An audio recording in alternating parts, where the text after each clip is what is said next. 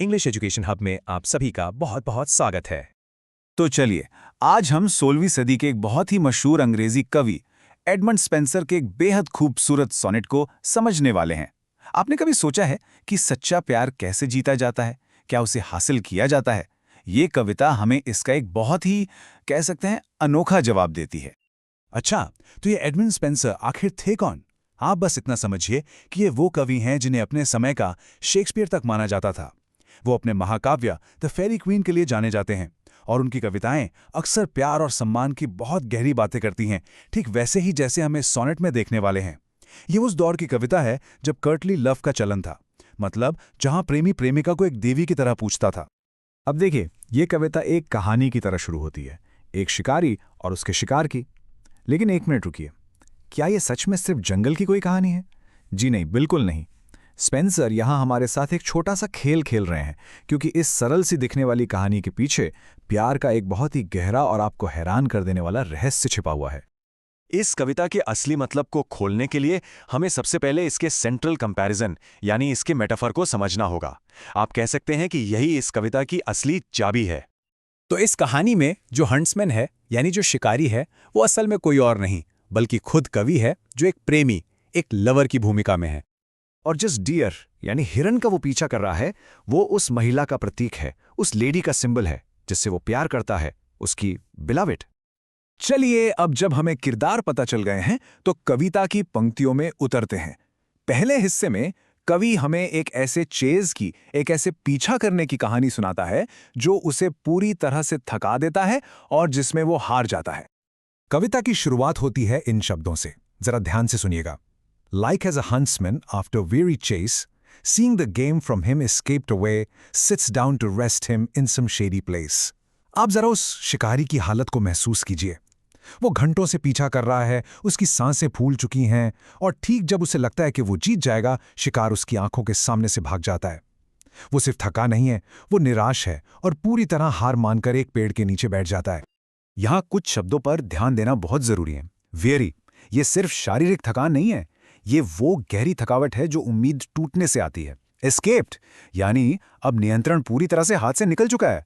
और सबसे जरूरी, सिट्स डाउन टू रेस्ट, ये सिर्फ आराम करना नहीं है, ये हार मानने का, गिव अप करने का प्रतीक है। ये उस प्रेमी की हालत है जिसने सब कुछ करके देख लिया और अब उसके पास कोई रास्ता नहीं बचा। आगे वो कहते हैं, so after long pursuit and vain ऐसे, when I all weary had the chase for sukh. यहाँ वेन ऐसे का मतलब है एक बेकार, एक फ्रूटलेस कोशिश, और फोरसुक का मतलब है पूरी तरह से त्याग देना, छोड़ देना। तो प्रेमी अब साफ साफ कह रहा है कि इतनी लंबी और बेकार की कोशिश के बाद जब मैं पूरी तरह थक गया तो मैंने पीछा करना ही छोड़ दिया, मैंने उम्मीद ही छोड़ दी। तो अब जब प्रेमी ने पूरी तरह से हार मान ली है और कोशिश करना बंद कर दिया है, तो आपको क्या लगता है आगे क्या होगा? और बस यहीं पर कहानी में एक जबरदस्त मोड़ आता है। जब प्रेमी ने सारी उम्मीद छोड़ दी, तब कुछ ऐसा होता है जिसकी उसने सपने में भी कल्पना नहीं की थी। जरा देखिए, the gentle deer return the self same way, thinking to quench her thirst at the next brook. ये सचमुच हैरान करने वाला है। वो जेंटल डियर यानी वो प्यारी हिरन, वो खुद ही उसी रास्ते पर वापस आ जाती है अपनी प्यास बुझाने के लिए। शिकारी ने उसे नहीं पकड़ा, वो तो खुद वापस आई है। There she, beholding me with milder look, sought not to fly, but fearless still did bide. और वहां वो प्रेमी को देखती है, पर इस बार उसकी आंखों में डर नहीं है, बल्कि एक माइल्डर लुक, एक कोमलता है। वो भागने की कोशिश नहीं करती, बल्कि fearless यानी बिना डरे, निडर होकर वहीं खड़ी रहती है। Did bide.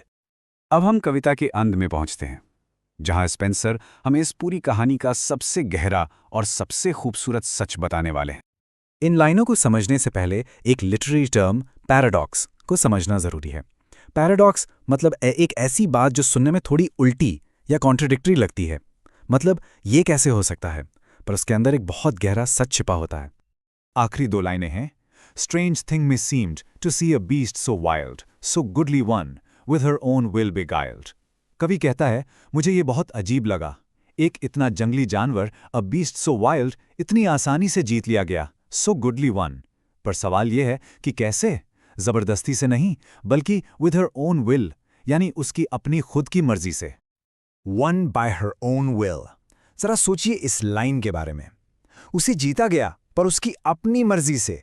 जीत तब नहीं मिली जब शिकारी पूरी ताकत से भाग रहा था, बल्कि तब मिली जब उसने हार मान ली। यही तो इस कविता का खूबसूरत पैराडॉक्स है। तो आखिर ये खूबसूरत कविता हमें सिखाती क्या है? इसका मुख्य संदेश क्या है? इसका मेन टेकअवे क्या है हमारे लिए? इस कविता का सार ये है कि सच्चा प्यार एक तोहफा होता है जिसे जीता नहीं जाता। ये कोई जंग, कोई कॉन्क्वेस्ट नहीं है। आप इसे जबरदस्ती या पीछा करके हासिल नहीं कर सकते। ये आपको तभी मिलता है जब सामने वाला अपनी मर्जी से इसे आपको सौंपता है। उम्मीद है आपको ये एक्सप्लेनेशन पसंद आया होगा। ऐसे ही और लिटरेरी कंटेंट के लिए हमारे चैनल को सब्सक्राइब करना ना भूलें। देखने के लिए आपका बहुत बहुत धन्यवाद।